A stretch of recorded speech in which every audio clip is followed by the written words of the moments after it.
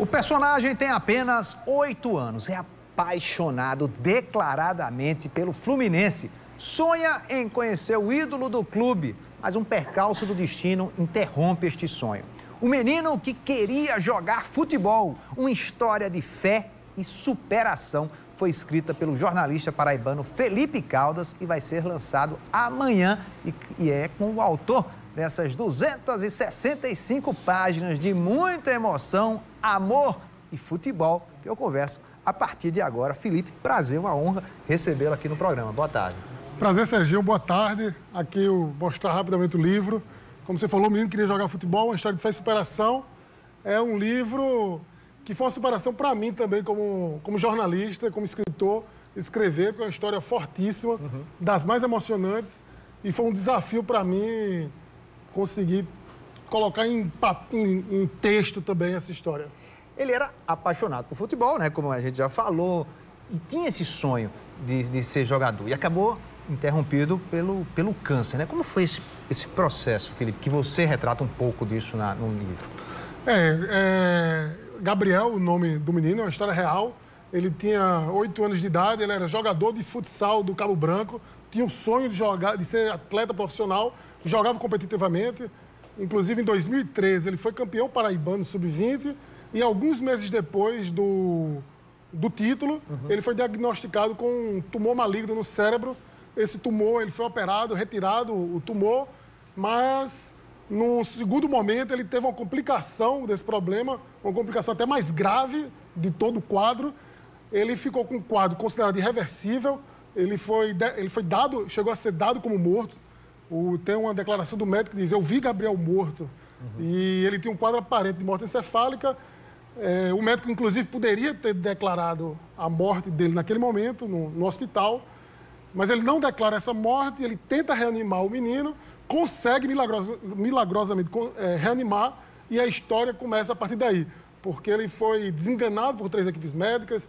Depois que sobrevive, dizem que ele vai ficar vegetativo pelo resto da vida, e hoje ele está bem, joga bola, é um menino absolutamente normal, saudável, e é essa história, digamos, entre o diagnóstico e a cura que o livro conta em detalhes. Agora, conta só um pouquinho assim, como foi que o futebol ajudou Gabriel a melhorar, a recuperar, Felipe? O menino que queria jogar futebol é uma referência exatamente a isso. Gabriel era apaixonado pelo Fluminense, é apaixonado pelo Botafogo da Paraíba e já na época era um apaixonado por futebol. Então, imagina uma criança que as previsões médicas dizem que ele vai ficar vegetativo pelo resto da vida. Então, toda a recuperação clínica dele, toda a recuperação fisioterápica, fonoaudiológica, ela usou o futebol como um elemento para a recuperação dele. Dá um exemplo para a gente disso aí. Por exemplo, eu vou dar 2 exemplos que eu gosto muito. Um deles, quando ele teve um problema gravíssimo de memória, ele teve perda de memória. Então, a fonoaudióloga, para tentar estimular a memória dele, tentava fazer com que ele relembrasse as transferências do futebol nacional e internacional. Como ele era uma criança que sempre gostava muito de futebol, ele buscava na memória essas transferências internacionais e isso ajudou ele a recuperar a memória. Um outro fato, que talvez seja até mais marcante, é que numa época em que ele não conseguia andar, não conseguia falar, não conseguia mexer um dedo, os pais dele vestiam ele com o uniforme do Fluminense, às vezes com o uniforme do Cabo Branco, que era onde ele jogava, vestia como se diz, do pé à cabeça de jogador de futsal ou de futebol, e dizia assim: vamos treinar para vocês um dia voltar a jogar que nem Fred, que era o grande ídolo dele. Então ele ia para uma fisioterapia achando que estava indo para um treino de futebol e achar que estava, de repente, um departamento médico de futebol tornava ele mais empolgado para querer fazer aqueles exercícios. Então, o futebol participou de toda a recuperação dele até ele voltar a 100% das suas condições normais, digamos assim, ou das suas condições pré-doença.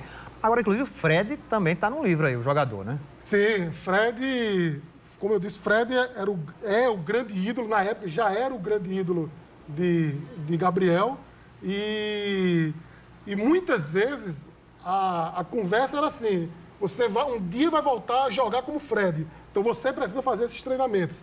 E a expectativa de voltar a jogar como Fred, a expectativa de um dia conhecer Fred, movia aquele menino a querer jogar futebol um dia, a querer voltar a andar, a querer sobreviver, a querer ter uma vida normal como já tinha tido um dia. Então, em 2014, depois de toda a recuperação, eles foram comemorar a cura num Fla-Flu no Maracanã e num pré-jogo ele conheceu o Fred, ele se encontrou com o Fred e eu conto em detalhes esse encontro. Inclusive, eu entrevistei Fred.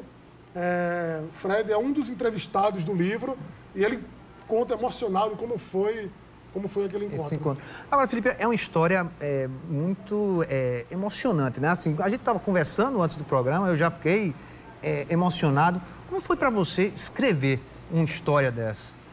Tinha momentos que você se emocionava, chorava? Não só escrever, o livro é fruto de uma pesquisa muito profunda.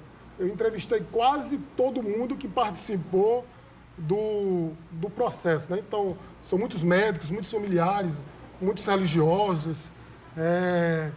São mais de 50 horas de entrevistas, além de documentos do hospital, documentos da família.